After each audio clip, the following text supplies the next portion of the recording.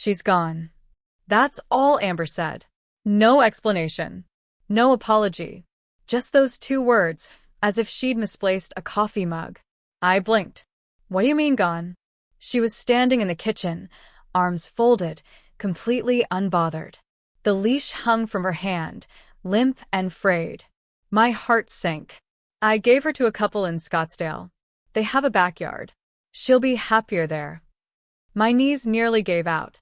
I had just walked in from work, still holding my name badge from St. Luke's Hospital, and now she was telling me my dog, Daisy, my baby, my emotional support animal, was gone? You gave away my dog. Technically, Amber said, you weren't taking care of her. I did what I had to do.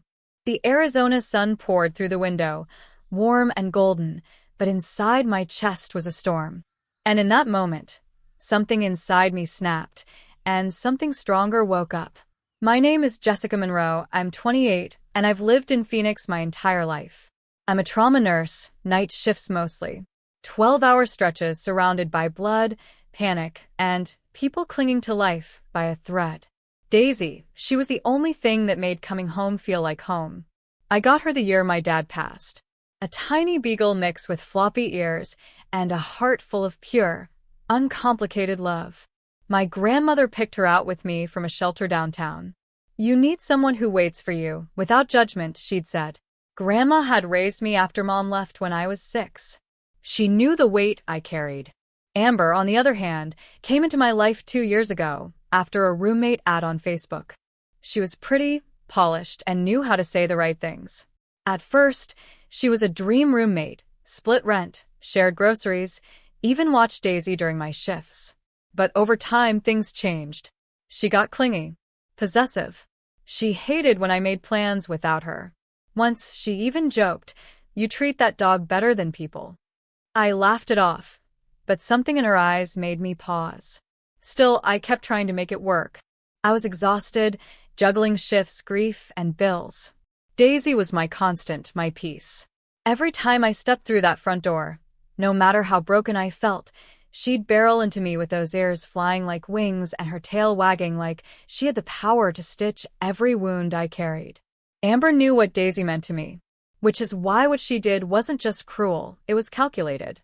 I remember one night, 2 months before this happened, I found Daisy locked in the laundry room with no food or water.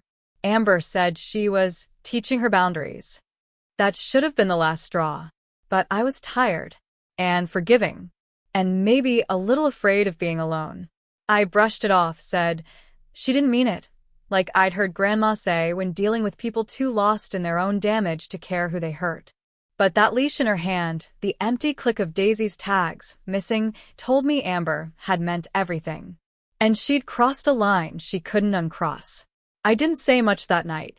I went to my room, closed the door, and stared at Daisy's empty bed for hours. But I wasn't crying. I was thinking.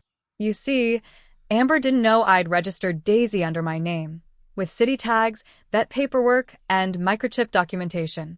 She didn't know I still had a copy of the adoption agreement tucked inside my grandmother's Bible, the one I kept on my bedside table.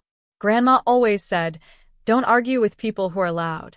Let the truth do the talking." And the truth? It was on paper. Signed. Dated. Legal. The next morning, I drove straight to the Maricopa County shelter with Daisy's chip number. The woman at the front desk scanned the file. "Yep. She's here. Someone dropped her off last night," said the owner abandoned her. My jaw clenched. I handed over every document I had. Driver's license. Vet records. Photos. Even Daisy's baby picture, the one where she's asleep on my chest, drooling. 10 minutes later, I was walking down a hallway lined with kennels. And then I saw her. Daisy barked once, then yelped and threw herself at the gate like she couldn't believe it. Her tail was a blur.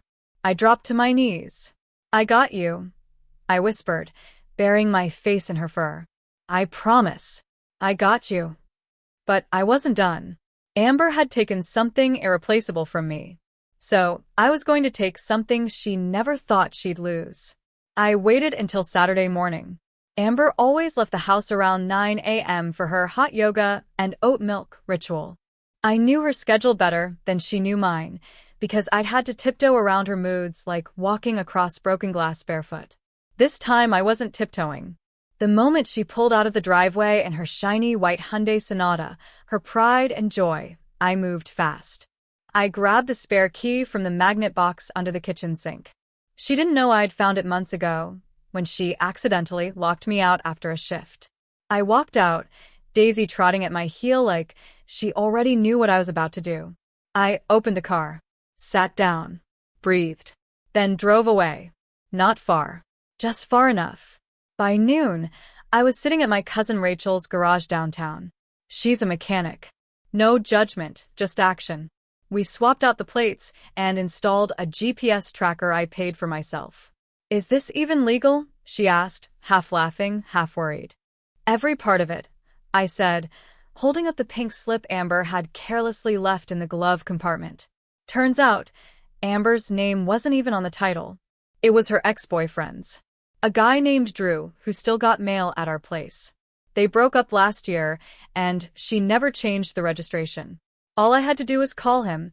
Drew was surprisingly friendly once I mentioned Amber's name. "Oh, she still has that car?" he said. "Figures. She never returned my house key either. You know what? Keep it. I'm filing for insurance fraud anyway." I got that in writing. That night, I drove the car back and parked it 3 blocks away from our place. Then I walked home, Daisy snug in my arms, and waited. Amber walked in an hour later, all sweaty serenity and fake peace. Her eyes dropped to Daisy. "What the hell is she doing here?" "She lives here," I said flatly. Amber's voice climbed a notch. "You stole her." "I had her legally." "No, Amber," I interrupted, my tone like ice. "You abandoned her. At a shelter. Without proof of ownership. And I've got every document with my name on it." I tossed the folder on the table. Her eyes flicked through it, panic creeping in. "You can't do this to me." "I didn't," I said calmly. "You did this to yourself." Then she asked the question she really cared about. "Where's my car?" I smiled, not out of cruelty, but clarity. "Somewhere safe," I said. "With someone who knows how to take care of things they don't deserve, but were too entitled to give back." Her face twisted. "You can't just take it." "Technically," I said, echoing her tone from days before, "it was never yours." She lunged at me. For real. But Daisy growled, a deep, guttural sound I'd never heard from her before. She stepped in front of me. Amber backed off. "You've lost your mind," she hissed. "No," I said, standing straighter. "I've finally found it." That night, she screamed, slammed doors, called friends, tried to paint herself as the victim. But no one really bought it, not even our neighbors, who had heard the yelling before and now heard my calm voice cutting through it. She called the cops. They checked the title, the pink slip, the shelter documents. They left. Amber didn't scream after that, but she cried. And I didn't feel bad. Not because I was heartless, but because this was the first time I stood up for myself, and for Daisy. By the end of that week, Amber had moved out. No goodbye. No note. Just a half-empty closet, and a candle still burning in the living room that smelled like cheap vanilla and bitter endings. I kept the door open while I scrubbed everything down. Her drama, her chaos, her lies. Daisy followed me from room to room, tail wagging softly, as if to say, "You did it, Jess. We're okay now."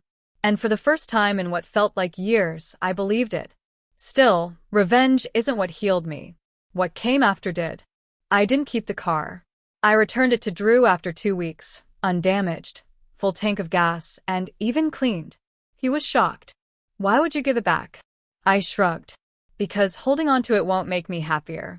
Getting my dog back did." He looked at me like I'd said something profound. Maybe I had.